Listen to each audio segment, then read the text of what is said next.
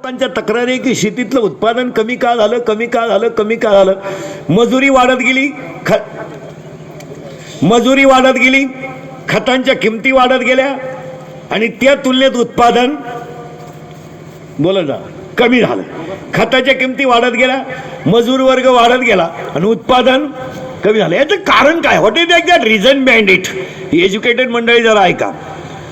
आपल्या जमिनीमध्ये असणारं पिकासाठी लागणारं जे कॅल्शियम आहे, मॅग्नेशियम आहे, पाण्याचा पीएच आहे, जमिनीचा पीएच आहे, केमिकल युक्त खतांमुळे आणि अतिरिक्त पाण्यामुळे आपल्या जमिनीची उत्पादन क्षमता कमी झाली. हे तुम्हाला कधीही मान्य करावं लागेल. आपण सगळेजण कांदे लावले, पाणी भरायला गेला तर हा पठ्ठ्या पहिली सरी फुटेपर्यंत दुसऱ्या बारत येत नाही.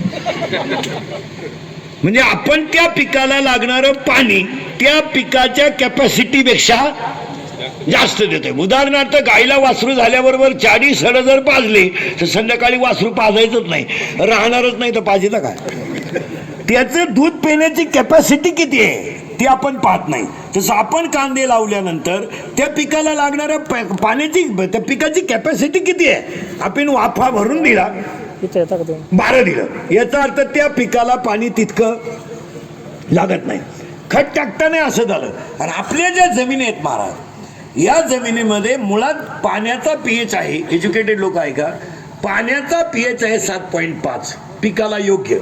आपलं सगळ्या विहिरींचं पाणी 9.5 10.5 म्हणजे आपल्या पाण्याचाच पीएच जास्त आहे. एक दुसरी गोष्ट, आपल्याकडे जी जमीन आहे त्या जमिनीमध्ये मॅग्नेशियम नाही, कॅल्शियम नाही, फॉस्फरस नाही. आपण 260 रुपयाचे युरिया NPK घेणार, सटकन फुकून देणार, पाणी सोडणार, सलाईन देणार, घरी येणार. आपल्या जमिनीला खत जे दिलं जातं त्याच्यामध्ये तुम्हाला कॅल्शियम मॅग्नेशियम मिळत नाही. याचं कारण काय? तर आपल्या जमिनीला शेणखत आणि सेंद्रिय खतच नाही. म्हणून ह्या कंपनीचं पहिलं कौतुक करावं की जे पोषक खत आम्हाला मिळेल नाही.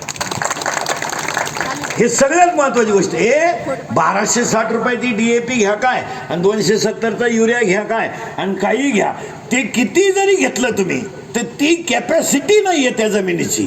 आपल्या जमिनीची कॅपॅसिटी नाही. एकतर कंपनीवाल्या लोकांना सांगून ठेवतो, शेतकरी वर्गाचं आमचे असं झालंय, सगळे कुटुंब विभक्त होत चालले, सगळे कुटुंब विभक्त चालले. शेती जेवढीच्या तेवढी आहे, जरा ध्यानात घ्या. आपणही बी शेती तेवढी तेवढीच आहे, कुटुंब झाले विभक्त. वायले निघल्यामुळं प्रत्येकाला घर बांधायची पाळी आली एक, त्याच्या सोडून गोठा बांधायची पाळी आली एक. सगळ्यांच्या जागा गोठ्यातून राहण्यातच गेल्या. कांदे लावायचे कुठं हा शेतकऱ्याचा 10 वर्षांचा प्रश्न आहे. कारण आपल्या परिसरामध्ये अजून 10 वर्षाने 10 एकर जमीन असणारा शेतकरी हा सगळ्यात मोठा शेतकरी राहील. कारण शेती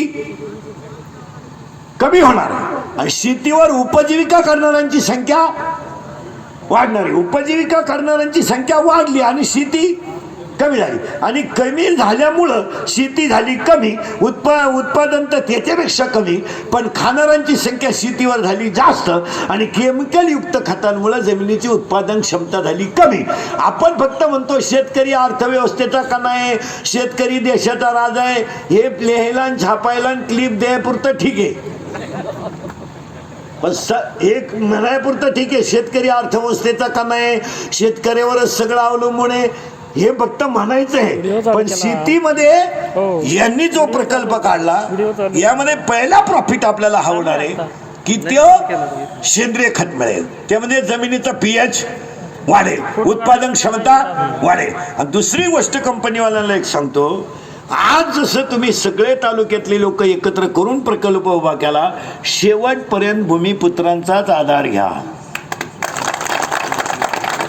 शेवटपर्यंत ह्या मातीतल्या माणसाची नाळ जोडून ठेवा आणि कधी प्रकल्प सरताना राजकारण विरहित प्रकल्प असावा. राजकारण आलं का त्या देवळाचं भिताड पडलं, हा नियम आहे, हा विनोद नाही. हा विनोद कारण शेतकरी हा सर्वसामान्य माणूस आहे महाराज. तुम्ही त्याला जसं झुकवाल तसा तो आता माझ्या पुढे रंगला, एखादा आमदार खासदार आला चालला त्याच्या मागं, इंद्रिकर गेला उडत. शेतकऱ्याचं काय? शेतकऱ्याचा तुम्ही लोटा जसा लोटाल तसं तर चालतं. उद्या थोडी ही तुमची सीएनजी चालू झाली का उद्याला एक एखादं म्हणणार सीएनजीच्या उत्पन्नापेक्षा वाईनचं उत्पादन जास्त आहे, घ्या शेजारी 10.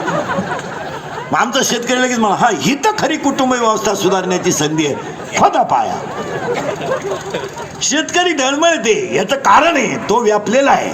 शेतकरी हा व्यापलेला आहे महाराज. तो तुम्हाला शेतकरी फक्त गालावर हसताना दिसतो महाराज, नाही तर त्याचं पूर्ण